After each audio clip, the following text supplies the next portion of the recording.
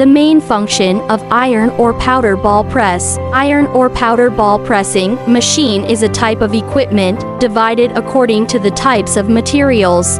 Mainly used to press difficult to form powder materials, its main iron or powder materials, electrolytic stone materials for processing, pressing effect is very obvious, good effect, and can obtain higher economic benefits. It is characterized by high forming pressure, adjustable revolution of the main engine, and screw feeding device.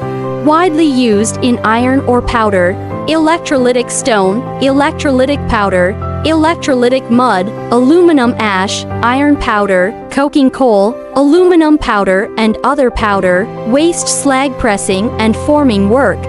Plant production of iron or powder ball press, production line cost saving, simple operation, clear structure, easy to maintain.